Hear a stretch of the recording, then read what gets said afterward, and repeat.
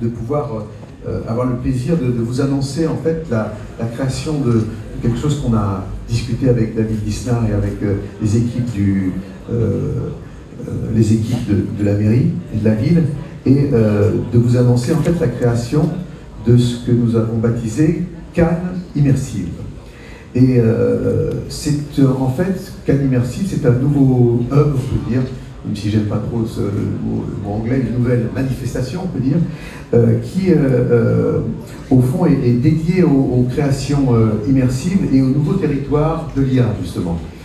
Et qui puisse être aussi bien ouvert aux professionnels, ouvert au grand public. On sait que souvent qu'il y a beaucoup d'entre-soi dans les festivals, dans les salons, et que l'idée de ce projet, c'est justement que ça soit aussi très largement ouvert, de manière, je dirais, presque sacrée, avec le public. Le lien entre la culture et le public, comme nous le savons, c'est presque un cliché de le dire, mais au fond, les artistes ne sont rien sans vous tous, sans nous tous.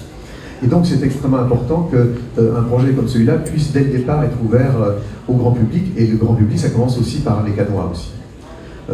Et donc du coup, cette manifestation est destinée à se dérouler d'une manière pérenne, c'est-à-dire qu'elle puisse s'accrocher au fil du temps aux différentes manifestations qui pourront avoir lieu ici à Cannes, et qui est en fait, au fond, liée à l'exploration, un peu à la manière d'une antenne qui capte un peu l'air du temps, pour pouvoir justement arriver à en débattre, à accueillir des jeunes créateurs tout au long de l'année.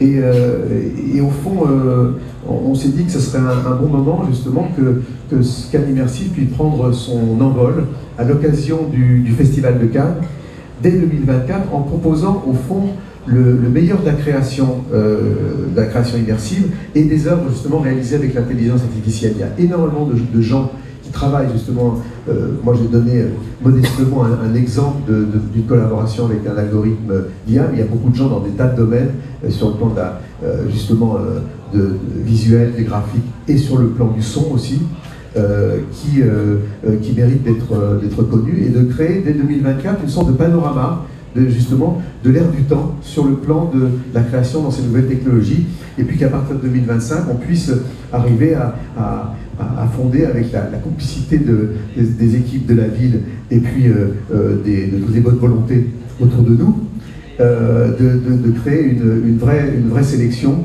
à la star des grands festivals de cinéma ou de musique. Un mot sur le son. Quand on parle d'immersion, très peu de gens parlent du son. Donc, alors qu'en fait, notre champ visuel, c'est 140 degrés, le champ auditif, c'est 360 degrés. Donc, quand on parle des nouvelles technologies immersives, on voit bien que le son et la musique sont au centre du jeu. Et jusqu'à maintenant, on n'y a pas trop, on ne s'est pas trop attardé là-dessus.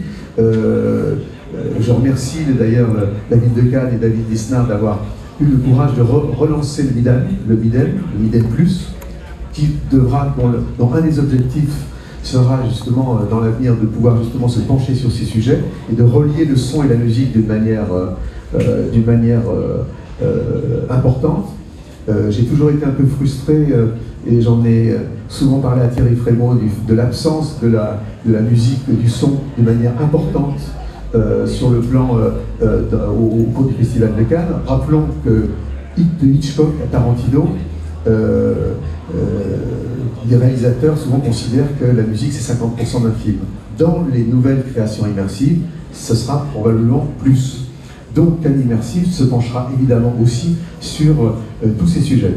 Et puis on a parlé un petit peu avec Raphaël aussi, l'idée aussi de Cannes Immersive, c'est aussi d'avoir l'ambition de promouvoir, si vous voulez, cette exception culturelle. Même si l'exception culturelle, je n'aime pas trop le terme, mais disons de promouvoir, nous, justement notre spécificité, notre vision du monde, de pouvoir justement être en rapport avec les jeunes startups, les gens qui aujourd'hui ont des outils. On a tout ce qu'il faut ici en France et en Europe, et il faut qu'on se bouge. Je fais souvent le rapport avec le fait qu'il y a une quarantaine d'années, on a créé Airbus. Et tout le monde nous rigolait au nez, en disant mais vous voulez avoir une place prépondérante dans l'aéronautique, ça n'arrivera jamais, Boeing est le maître du monde. Et aujourd'hui, les lignes américaines ou chinoises utilisent nos avions. Il y a eu, entre-temps, un investissement financier, mais il y a eu surtout le fait qu'un certain nombre d'entre nous se sont investis stratégiquement, conceptuellement, intellectuellement. Et c'est la même chose pour tous ces nouveaux outils. Et donc je remercie vraiment beaucoup David Lisnard et la ville de Cannes d'avoir pris l'initiative de pouvoir monter ce beau projet pérenne de Cannes Immersive avec le soutien du CNC et de bien d'autres partenaires. Merci à tous et bonne journée.